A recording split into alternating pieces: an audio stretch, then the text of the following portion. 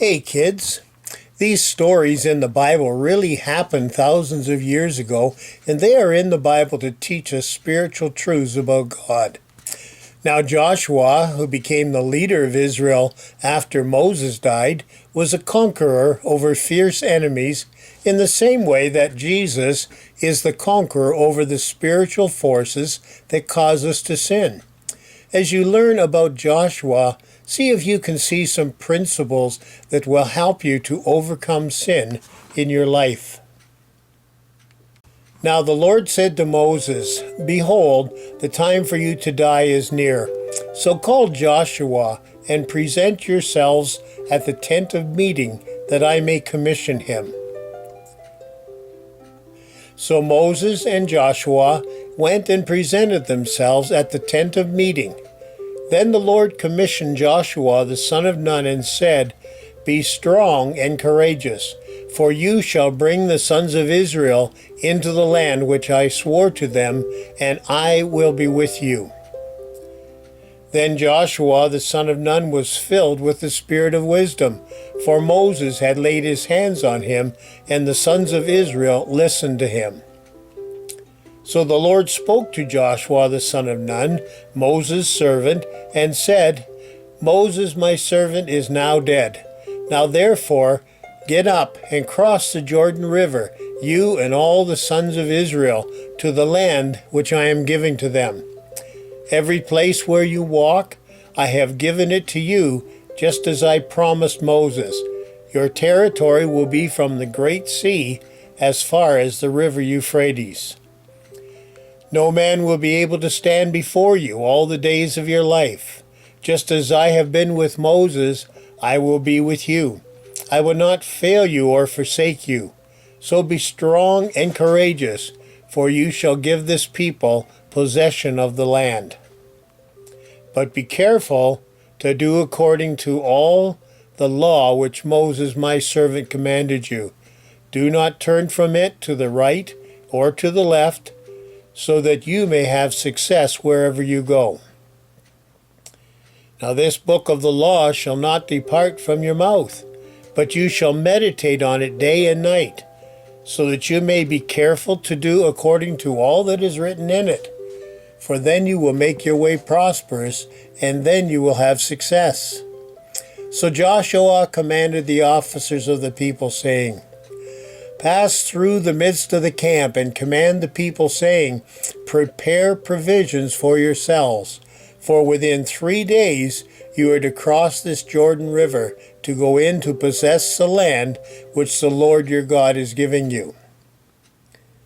Now some of the Israelites had decided not to cross the river, but to make their homes on the east side of the Jordan River, and so Joshua made this agreement with them.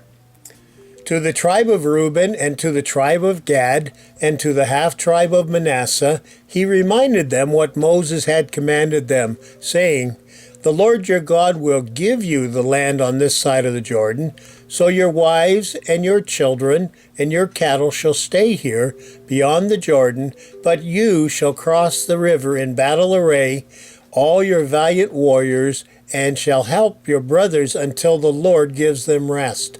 Then you shall return to your own land beyond the Jordan towards the sunrise."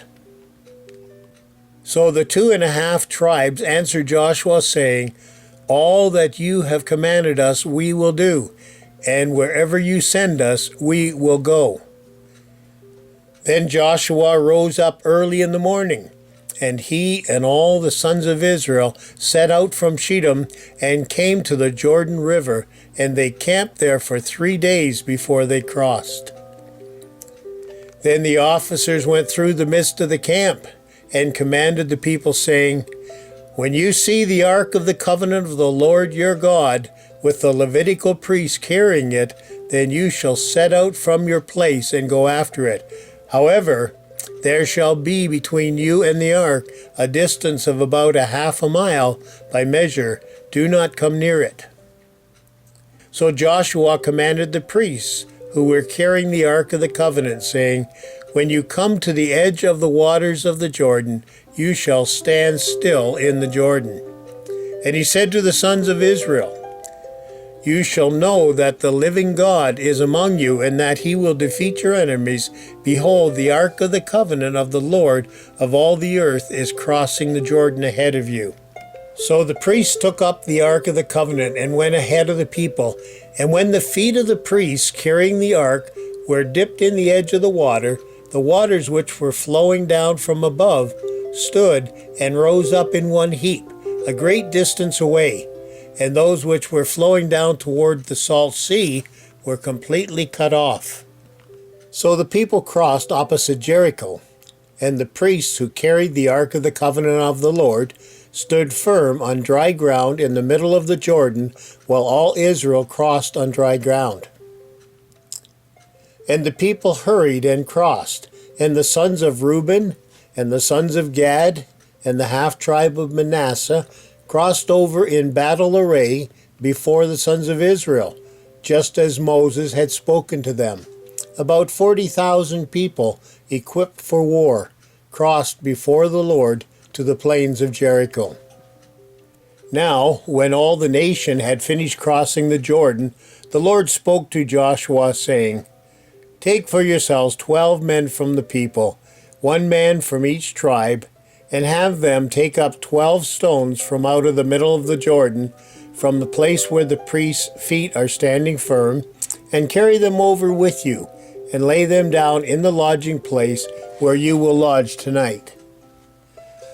So Joshua called the 12 men whom he had appointed from the sons of Israel, and said to them, "Each of you take up a stone on his shoulder, and carry it to the place where we will lodge tonight, and let this be a sign among you, so that when your children ask later, saying, 'What are these stones?' or 'What do these stones mean?'